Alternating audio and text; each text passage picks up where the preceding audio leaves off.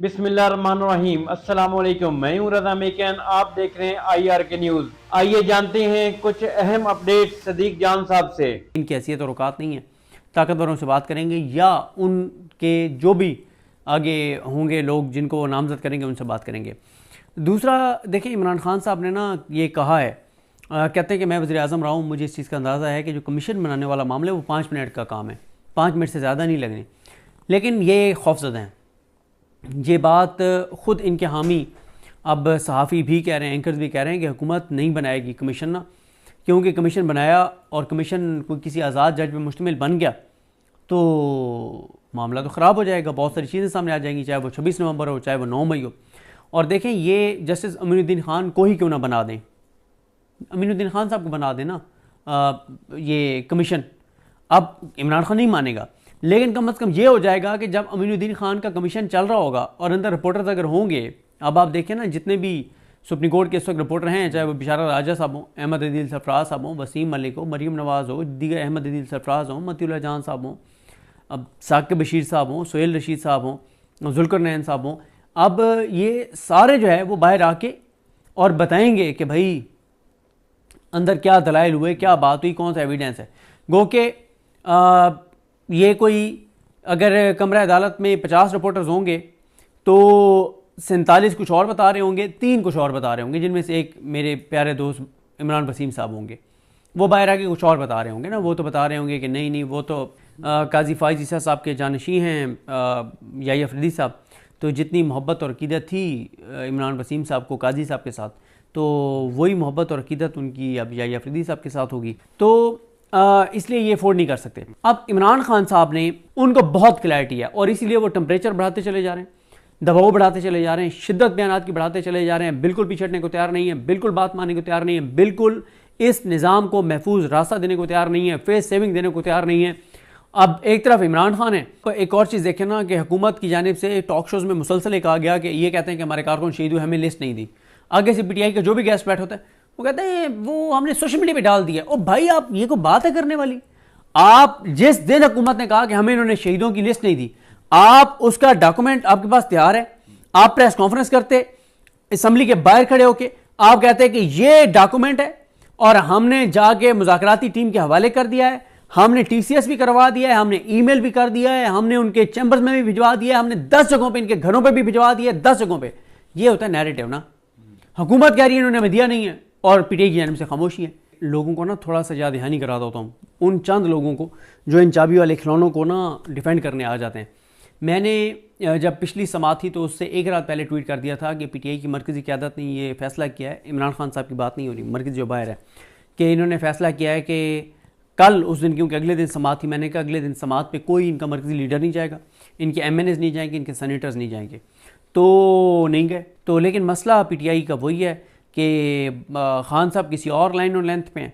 और ये किसी और जुगाड़ में है। ये जुगाड़ चाहते हैं, खान लड़ाई चाहता है, ये डील चाहते हैं, खान फतह चाहता है, ये चाबी वाले खिलौने हैं, खान डटा हुआ है तो खान अड़ा हुआ है, और ये मुफाहमत चाहते हैं, वो मज़ामत चाहता है, और ये मैदान की जीती हुई जंग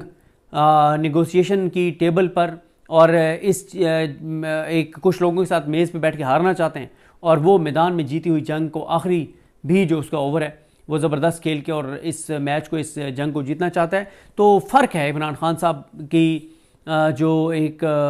सोच और अप्रोच है और बाहर चाबी वाले खिलौनों की जो सोच और अप्रोच है, इसमें फ़र्क है। जिनके पास फ़ैसला साजी इख्तियार है वो या कंप्रोमाइज़्ड हैं या कमज़ोर और बुज़दिल हैं, कोई तीसरी चीज़ चौथी चीज़ नहीं है। तो ये इमरान खान साहब की एक खुशकिस्मत, इमरान खान की बदकिस्मती है, जो पाकिस्तान की तारीख़ में जो मकरूह किरदार, जो घटिया, नीच और गलीज़ किरदार काजी फ़ाइज़ ईसा का रहा है बतौर चीफ जस्टिस पाकिस्तान,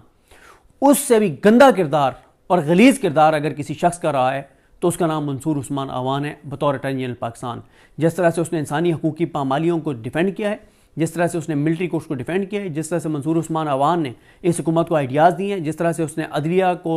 यरगमाल बनवाया है, जिस तरह उसने अदलिया पर अटैक करवाए हैं, हमले करवाए हैं, और जिस तरह से वो अपनी एक सीट की खातिर, अब आप देखें ना कि एक सीट खुशाब की जहाँ से वो जाके इलेक्शन लड़ना चाहते हैं, जो हमारे दोस्त वसीम मलिक वगैरह ने वीडियोज़ लगाई हैं, या वो सेनेटर बनना चाहते हैं,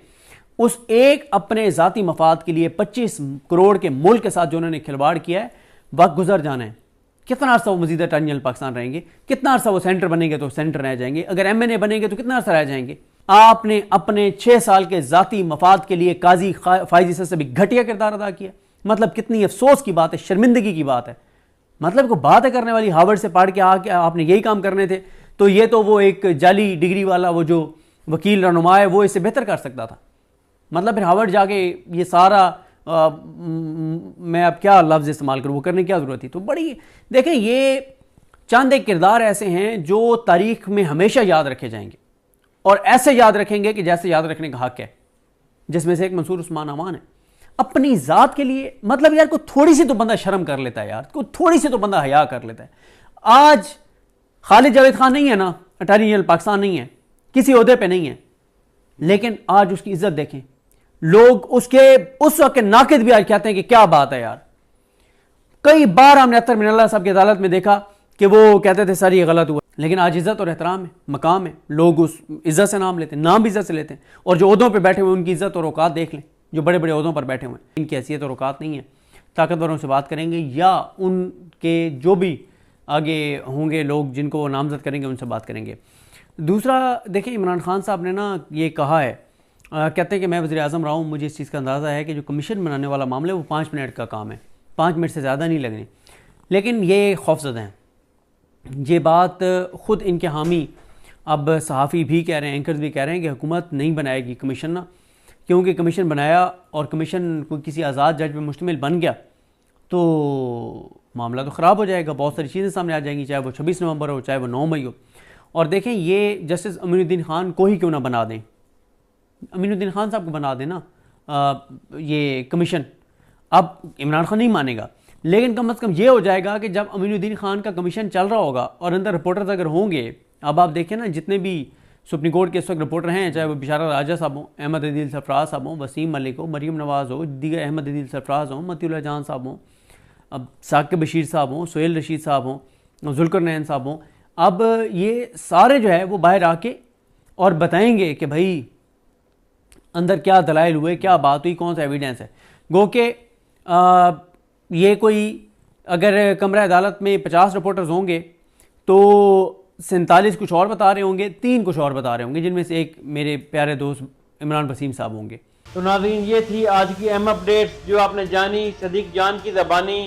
इसी के साथ अपने मेज़बान रज़ा मेकन को इजाज़त दीजिए। अल्लाह हाफिज़। पाकिस्तान जिंदाबाद।